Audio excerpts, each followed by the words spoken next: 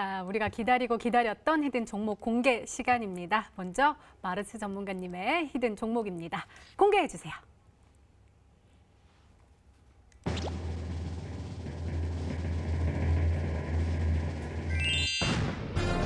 영화테크 역시나 정답이었습니다. 전문가님, 저 드라마는 안 하는데 영화처럼 잘 올라갈 수 있을까요?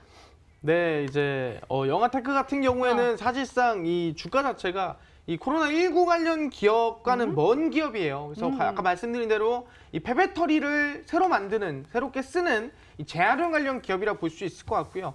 그래서 지금 구간으로 본다고 한다면은 원래는 이렇게 주가가 상승이 크게 나올 만큼이나 이 차전지 수혜가 셌습니다. 근데 최근에 이 전염병 이슈가 계속 돌면서 시장을 끌어내리고 거기에 맞춰가지고 주가가 좀 많이 하락을 했는데 원래 올라가기 이전 주가 근처까지 내려왔기 때문에 충분히 저는 코로나19가 지나갈 때쯤에 충분히 수혜를 받고 올라가면 할 것 같은데 아마 이번 주나 다음 주 중일 거라고 생각을 합니다. 그래서 지금 구간에서는 아까 얘기한 대로 추세가 전환이 되고 시장이 빠지는 거에 비해서 주가는 강세를 보였기 때문에 충분히 해볼 만한 종목이다 말씀드리고요. 지금 구간에서 매수를 본다고 한다면 시초가 이하입니다. 당연히 올라갈 때 사면 안 됩니다. 음봉 나올 때 매수하는 게 맞다라고 말씀드리고요. 손절가 같은 경우에는 이 11,400원 라인대입니다. 이 구간 라인대가 거의 매물대 구간이니까 꼭 잡아주시고요.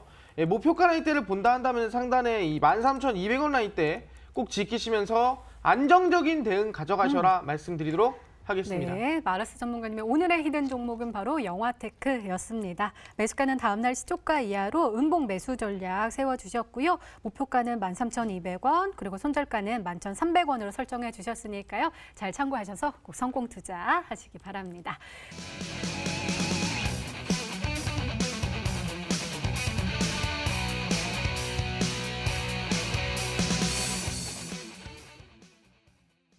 육상 물류 시작이다. 사실 저도 오늘 그 빠르게 로켓으로 오는 거 그걸로 냉동식품 엄청 시켰어요. 좀 무서워서 코로나19 때문에.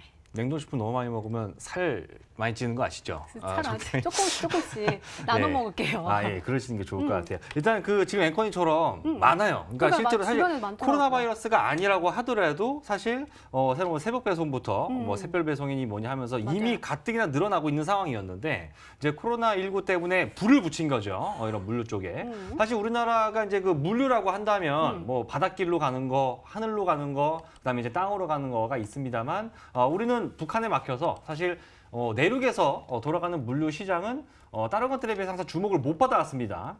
근데 이제 이번에 남북기업주가 재작년에 움직일 때 잠깐 움직임이 있었는데 지금 이 남북 간의 관계 그리고 북미 간의 관계가 경색 관계로 들어서면서 다시 시장에서 찬밥 취급을 받고 있었죠.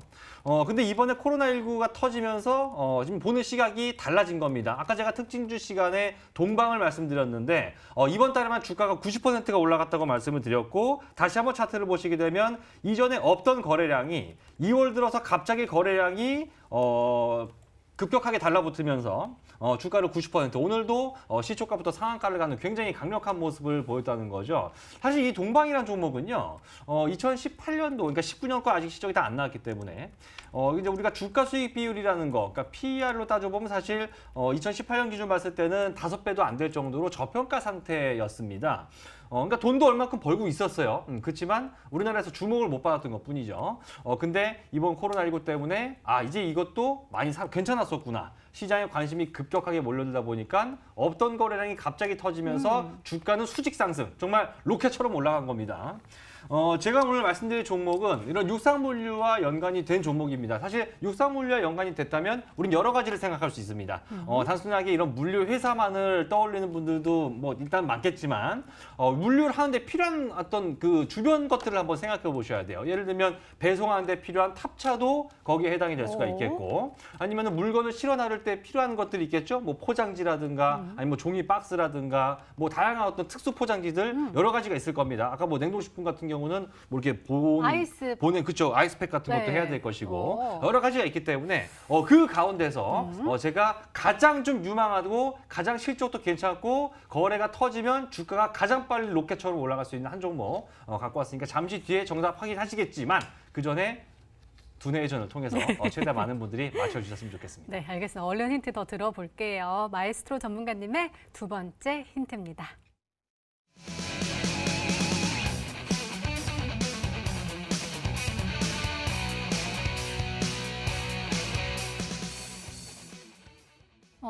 2018년에 흑자 전환을 했고 네. 그러니까 물류가 조금 더 발달이 되기 그 시기에 딱 맞춰서 지금 같이 함께 커가고 있나 봐요. 그죠. 뭔가 시대적인 어떤 유통이라든가 쇼핑 행태의 변화가 네. 이 기업한테 굉장히 호재로 다가왔기 때문에 돈을 까먹는 회사를 버는 회사로 만든 거예요. 저 어제 밤에 TV 보는데 그런 프로 있죠. 왜 그 우리 멍멍이들 나와가지고 그 버릇 나쁜 애죠. 버릇 나쁜 애들 그 우리 그 아저씨가 가서 다 싹 다 고쳐주는. 개통령 아저씨. 그렇죠. 그런 거 나왔습니다. 그거 보면 이제 우리가 뭐 옛날부터 보면은 정말 사람 물고 사나운 애들이 정말 가서 이렇게 하니까 얼마나 순해지고 하면 굉장히 좀 예, 하잖아요. 그런 것처럼 항상 그럴 때 우리는 이 사람이 이제 멍멍이를 보면서 개들을 보면서 많이 감동을 받는데 기업도 마찬가지입니다. 돈을 까먹는 회사가 버는 회사로 바뀌는 거. 이것이 바로 턴어라운드. 그죠? 기업의 존재 목적을 돈을 버기 위해서 생겨났는데 까먹는 회사는 있어서는 안 되는 겁니다. 자, 대표적인 게 여러분들 KMW라는 종목 아실 겁니다. 이거 모르시는 분은 없을 거예요.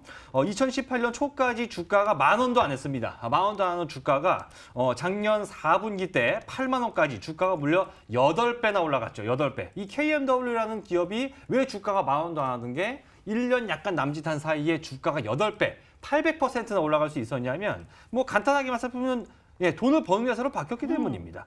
2018년까지 단기 손실이 313억을 보던 회사가 1,000억 원 이상을 버는 회사로 바뀌었어요. 1년 만에. 1년 만에 눈에 띄게 바뀌고 계속해서 앞으로 실적 전망이 올라간다는 기대감 때문에 주가는 10,000원에서 2만 원, 4만 원, 3만 원, 4만 원, 5만 원, 8만 원까지 8배나 주가가 이렇게 수직으로 올라갈 수 있었던 겁니다.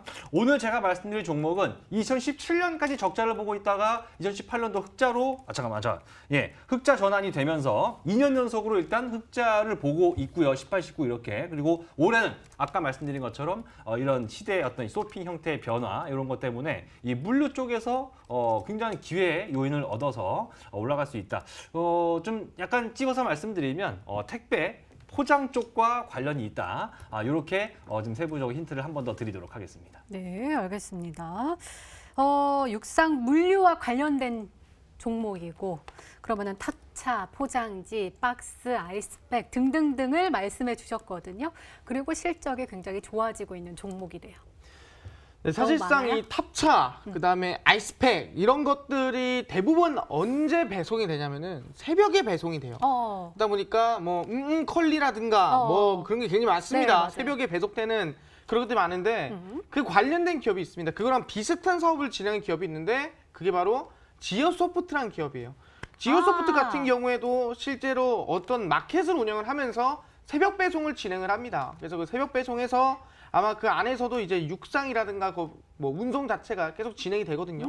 그 관련 수혜주로서 왜 밖에 나가지가 않지 않습니까? 그 수혜주로서 주가가 최근에 상승이 나온 이후에 눌림목이 나오고 다시 반등이 나와주고 있는데 오늘 음봉이 나왔습니다. 그러면서 거래량이 실렸는데 여기서 최근에 보시면 아시겠지만 대부분의 이 코로나19 관련 기업들이 음봉이 나오고 나서부터 양봉을 세우면서 다시 한 번 더 반등 나오는 경우를 봤거든요. 그래서 아마 지오소프트일 수도 있겠다. 그럼 실적은 어떻는가를 본다고 한다면은 실적 같은 경우에도 이번 2018년도에 이 단기 순이익이 원래는 적자에서 흑자로 전환되는 모습을 볼 수가 있습니다. 그런 부분에서 아마 이 지오소프트가 거의 맞지 않을까라는 생각을 가지고 있고요. 그래서 아마 이 종목 빼고는 뭐 아직 제가 찾아내지 못한 것 같아서 지오소프트 말씀드리도록 하겠습니다. 네, 지오소프트 말씀해 주셨는데요. 마지막 힌트까지 들어보면 종목명을 정확하게 알 수 있을까요? 마이스트로 전문가님의 세 번째 힌트입니다.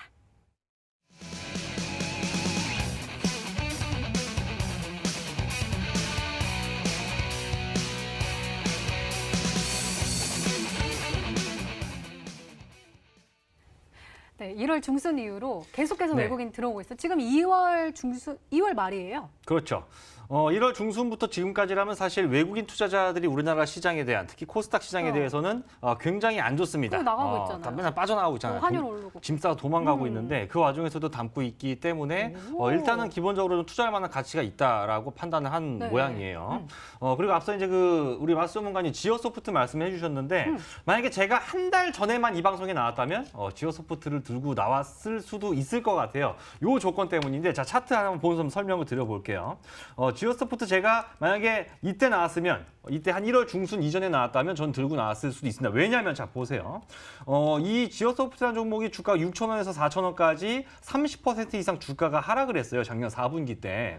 근데 이때 보시면 제가 항상 가장 중요하게 생각하는 것이 바로 외국인 투자자들의 수급입니다. 우리나라 시장에서 제일 손쉽게 우리 시청자 여러분들, 개인 투자자들의 돈을 정말 지 주머니에서 돈 꺼내는 것처럼 빼먹는 이 외국인 투자자들이 주가가 30% 넘게 빠지는데도 이 종목에 대해서 손을 안 빼고 있습니다. 왜? 다시 올라갈 거라고 생각을 하니까이겠죠. 그러니까 실제로 주가는 4,000원에서 8,000원까지 두 달 사이에 약 2배 정도가 주가가 올라갔고 그제서야 얘네들은 다시 수익 실현에 나선 이런 모습이기 때문에 그러면 이 종목은 아닌 것 같은데요? 예, 그래서 한 달 전이었으면 제가 들고 나왔을 텐데 지금은 아니다라고 말씀드립니다. 제가 세 번째 힌트는 뭐냐면 아까 말씀드렸죠. 1월 중순 이후로 외국인들의 수급이 계속해서 유입이 되고 있다. 외국인들이 어떻게 행동하는가를 우리가 가만히 살펴보면 우리가 그쵸 나서서 시세를 만들지 못하더라도 그런 외국인들의 살짝 좀 올라타서 우리도 곁들여서 수익을 좀 볼 수가 있을 것 같은데 자 탑엔지니어링이라는 종목이 있어요. 요거 차트 잠깐만 좀 볼게요.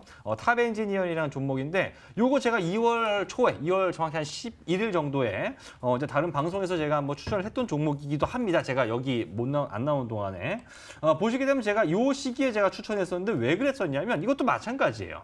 이전까지 주가가 올라가던 주가가 빠지고 이렇게 떨어지고 요동을 치는데 주가의 방향성과 상관없이 외국인들의 매수 기조가 계속 이어지면서 주가가 그동안 짧게 올라간 걸 다 토해내도 외국인들은 다 안 빠져나가고 있었다는 게 감지가 된 겁니다. 그래서 제가 2월 11일에 매수 추천을 했더니만 그때 이후로 주가가 거의 50% 정도가 올라갔습니다. 오히려 외국인들은 더 샀어요.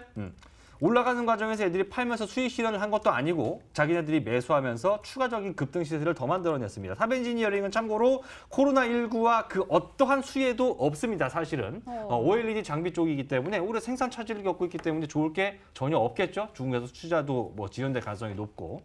그럼에도 불구하고 업종이 좋지 않음에도 불구하고 외국인들의 수급만으로도 2주 사이에 주가가 50%가 올라갈 수 있는 그런 것들을 잡을 수 있는 시장이기 때문에 오늘 제가 말씀드린 종목 아마 좀 이따 이제 종목의 정체는 공개를 해드리겠지만 이것에 대한 어떤 세부적인 가격 전략 얼마에 어떻게 잡고 어디까지 노려가면서 이런 것들 여러분들이 한번 똑같이 따라 해보신다면 이런 폭락장이 다시 한번 찾아왔을 때도 놓치지 않고 이런 종목들을 반드시 잡으실 수 있겠다.